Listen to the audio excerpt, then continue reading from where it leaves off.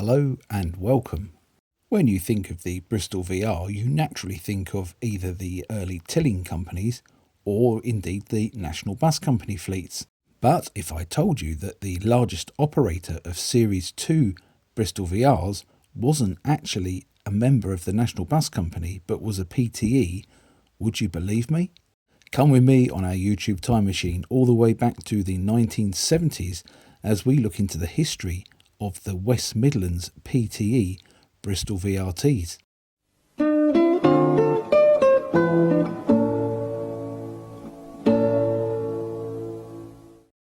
Compared to the Leyland Atlantean and the Daimler Fleetline, the Bristol VRT was a little bit late to the party. You can't deny that.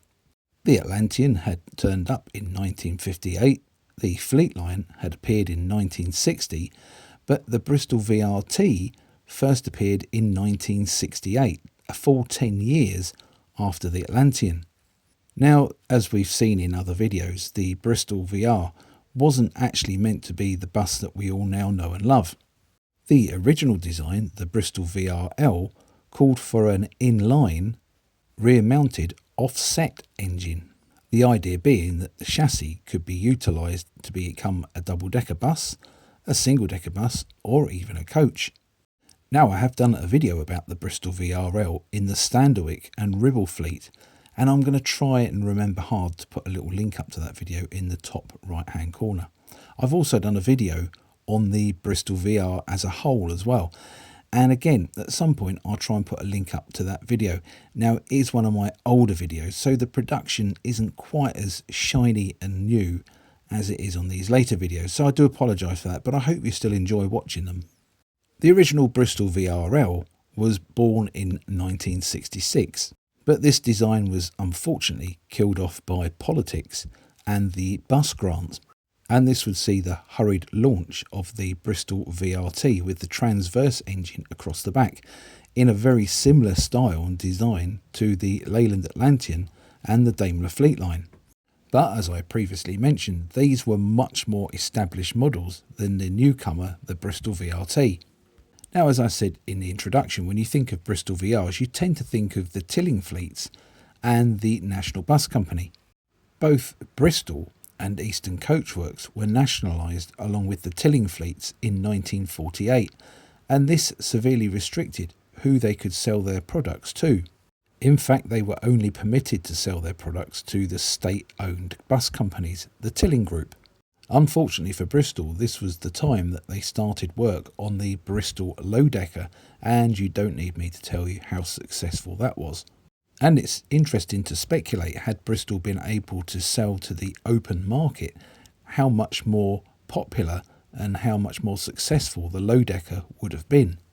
Now, the original nationalised company, the British Transport Commission, was succeeded in 1963 by Transport Holding Company, and in 1965 Leyland Motor Corporation took a 25% stake in the bus manufacturing activities of Bristol and Eastern Coachworks. The effect was immediate because now both Bristol and Eastern Coachworks could sell to the open market, and the Bristol RE, which was their single-deck chassis, which had been launched in 1962, was an immediate hit and a big success. Sadly, as far as the Bristol low-decker was concerned, trends were changing, and the arrival of the Atlantean and the Daimler Fleetline had started to make people's interest move from front-engine chassis to rear-engine chassis, and what Bristol needed was a rear-engine chassis. And that brings us very nicely full circle back to the Bristol VR. Now, there seems to be two very distinct types of Bristol VR operators. Those of them who absolutely loved them and ordered them in abundance, and those of them who had them pushed onto them because they were basically Bristols, and when they were part of the state-owned transport company, that's pretty much all they operated. In fact, the Bristol VR always did seem to be the poor relation to the Daimler Fleetline and maybe the Leyland Atlantean. It had more in common with the Fleetline, with the drop centre rear axle and the choice of a Gardner engine. And you can't help but think why Leyland actually, when they took their 25% stake in Bristol, commercial vehicles, where they didn't just turn around and say, well, look, we've got the Fleetline, we've got the Atlantean, we don't really need another rear engine bus. Strangely, they did this to AEC, who at the time was developing the rear engine Routemaster. It would have probably made more sense for Leyland to have offered a Gardner engine option for the Atlantean. They did offer a version of the Atlantean with the drop centre Albion rear axle. But I guess that would have all just made too much sense, wouldn't it? Now, don't think I am knocking the Bristol VR, because I'm not. I own several of them and I really love them. I think they're brilliant buses. But when you drive a Bristol VR and then drive a Leyland Atlantean, you can tell the Atlantean is a little bit more refined and everything's a little bit more smoother. And you can see that the development time has been a lot longer than it was with the Bristol VR. Do you agree with that, or do you think I'm talking off the top of my head? That's my personal experience. Comment with yours down below. I'd be interested to read your thoughts and comments on this. If you've driven a VR and an Atlantean, what do you think? What's the comparison between them? I found the Atlantean a lot more smoother, especially in the steering. VRs are renowned for driving along the road, sort of holding the steering wheel left, right, to try and keep in a straight line. Anyway, dear viewer, once again, we've digressed and I apologise. We get distracted on this channel quite a lot, in case you've not noticed. Now, one of the problems with Leyland at the time, and it seemed to have been a bit of an ongoing one, is when you ordered a bus from them, you weren't exactly sure when it was going to turn up. It could be at some point in the next 2, sometimes even 3 years. Other manufacturers such as Daimler and Bristol didn't seem to have quite this problem. Normally you ordered a bus and within a year it would turn up. However, for Daimler at that point in the 1970s, there was a little bit of a fly in the ointment. And it was a red fly with London Transport written on the side of it, because London Transport had been ordering quite a large number of Daimler Fleetlines to make up its DMS class one-man operated buses. This was helping to keep production of the Fleetline up quite high. But it did have the effect that if you wanted to order a batch of Daimler Fleetlines, you had to get in very early, and they sometimes had to be fitted in around other orders for London Transport and other companies such as West Midlands PTE. Now, obviously, the Daimler factory was in Coventry, and that was in the heart of the PTE's operating territory. And like a lot of PTEs at the time, they wanted to buy local and support local workers. And in a previous video, we looked at the Manchester one-man operated bus, the Mancunian, and how the Daimler Fleetline had gone head-to-head with the Leyland Atlantean to try and be the chassis underneath the Mancunian bodywork. The Atlantean being built in Lancashire, which, if you're not geographically aware, is very, very close to Manchester, very close, and the Daimler Fleetline being fitted with the Gardner engine, and the Gardner engine, of course, being built very locally in Manchester. Well, Patricroft near Eccles, to be exact. In common with a lot of PTEs at the time, West Midlands PTE had inherited a rather mixed bag of vehicles from various operators that had been pulled together to form it. These companies being Wolverhampton Corporation, West Bromwich Corporation, Walsall Corporation, and later in 1974 Coventry Corporation Transport, and part of Midland Red. And the biggest input would come from Birmingham City Transport, and the colours of the PTE would incidentally be those of Birmingham City Transport. As I mentioned previously, all of these companies had their own purchasing policies, and West Midlands PTE inherited a very mixed fleet. There were many front-engine Daimlers and Guys, again these being locally produced chassis. There were of course other chassis in the mix as well as trolley buses too. But many of these weren't suitable for one-man operation, obviously being front-engine buses. Although companies such as Birmingham City Transport had been a very early convert to one-man operation with double-decker buses. And sometimes it's questionable who got there first, whether it was Manchester with their one-man operated double-decker buses or Birmingham with their one-man operated double-decker buses. I think it might have been very much even Stevens. but I'll let you fight that one out in the comments down below. Needless to say, many of the buses that the PTE inherited needed replacing by more modern vehicles which could be used in one-man operation format. This would help reduce operating costs and would also help with the staff shortages that the industry was facing in the 1970s. Now I'm going to go slightly off-piste here with another little factoid. Interestingly, the former Birmingham City Transport operations, which now formed the South Division of West Midlands PTE, maintained their older buses so well and had a fair share, as I said before, of buses that were suitable for one-man operation, that they were quite often excluded from the orders for new vehicles. In February 1972, 200 new buses were ordered. Again, I mentioned previously that West Midlands PTE would really have liked to have supported the local industry by buying Daimler Fleetline chassis. But with Daimler receiving large orders from London Transport, it wasn't possible to receive the Daimler Fleetline chassis in the sufficient quantity that West Midlands PTE wanted. And this is where it gets interesting, because instead of going to Leyland for the Atlantean, which, to be fair, you might have thought they may well have done, they went to Bristol for some Bristol VRTs. At this point, Bristol had launched the Series 2 Bristol VRT, and it had ironed out some of the faults of the original Series 1 Bristol VRT. 100 VRs were initially ordered by West Midlands PTE, and as a little bit of a nod to local business, they would be bodied by Metro Camel.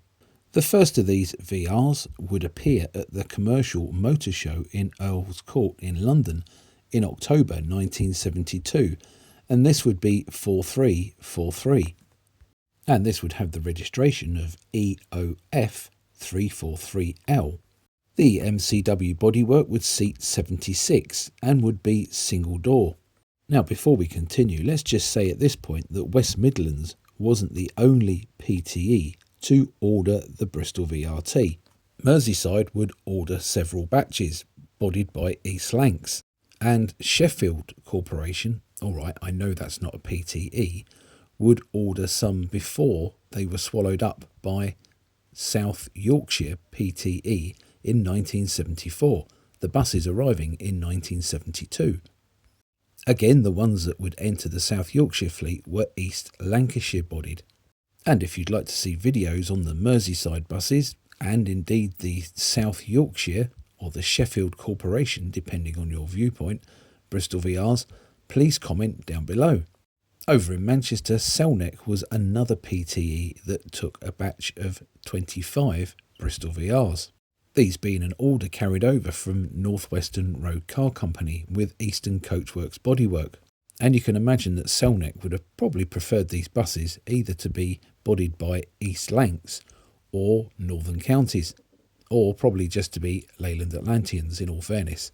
Interestingly, despite Eastern Coachworks and indeed Northern Counties when they bodied the Bristol VR, that it actually had the flat rear end with the engine incorporated into the bodywork, the East Lancs and the MCW bodywork on the Bristol VRs featured a bustle in the same way as the Daimler Fleetline and the Leyland Atlantean, and this was achieved by them building a fiberglass lid to fit over the top of the Bristol engine panels.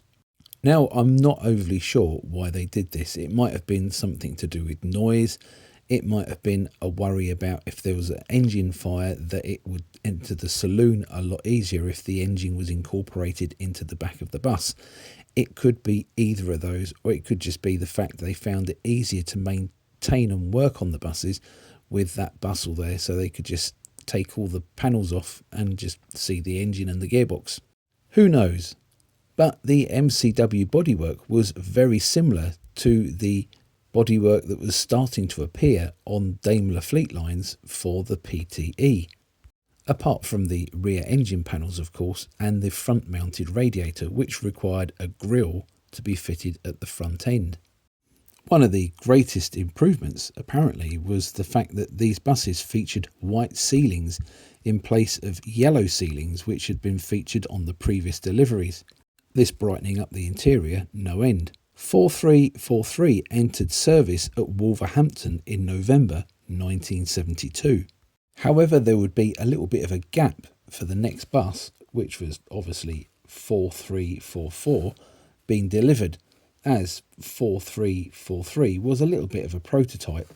4344 wouldn't enter service at Wolverhampton until May 1973, and this would be 6 months after 4343. These buses would start to enter service at Wolverhampton and Walsall. At Wolverhampton, they would replace things like 5 AC Renowns, which were transferred to Walsall. And with these newer and brand new buses arriving at Walsall, this would see the end of vehicles like the Leyland Titans, the Daimler CVG5s and Dennis Lowlines, which interestingly were Bristols built under licence. By the autumn of 1974, the delivery of the first 100 Bristol VRs was completed, and these had been followed by another order for another 100 Bristol VRs, and these followed the first batch pretty closely. The first batch had been numbered 4343 to 4442. These would carry the registration numbers EOF343L to EOF361L, the unfortunately numbered NOB362M to NOB424M, and TOE425N to 442N. The second batch was numbered 4630 to 4729, and these were given the registration numbers of GOG630N to GOG684N and JOV685P to JOV729P. There were a few minor detail differences between the batches. Some of the Bristol VRs featured the number plate at the rear behind a glass window, but this was soon discovered that it got rather dirty and was rather difficult to read, and these were soon replaced with the number plate on the rear panel like the rest of the buses. From bus number 4530, there were extra opening windows fitted on the lower deck. Now apparently ventilation on the lower deck of the buses in Birmingham had always been a problem, hence the reason these buses were fitted with extra opening windows, and this design was later carried over to the Fleetlines as well. Now you may be forgiven for thinking that these Bristol VRs were rather problematic, because they did seem to suffer from their fair share, or maybe more than fair share, of gearbox and transmission issues, and also got through brake pads rather dramatically. And at any one time there could be seen quite a few of them parked up in the yards of the various garages awaiting repair and awaiting spare parts. But I'm more inclined to blame this on the British Leyland after-sales service, or rather lack of it to be fair. Had the supply of spare parts been forthcoming, then these buses wouldn't have been standing around, and potentially as well the problem with the gearbox could have been resolved. The VR's Achilles heel without a doubt is the mitre box, which is the drive that takes it 90 degrees out of the gearbox prop shaft and into the rear axle. And this uses the same oil as the gearbox, which is a thinner oil. Idealistically, a drive like that could do with a thicker oil in it. And being exposed to regular rough gear changes can make those bearings in the mitre box start to rumble and knock. And I'm not totally convinced how accurate it is, but I've been told by several people over the years that the Birmingham bus drivers were, shall we say, rather enthusiastic with their right foot and their gear changes. And these were often referred to as Brummie neck flip gear changes.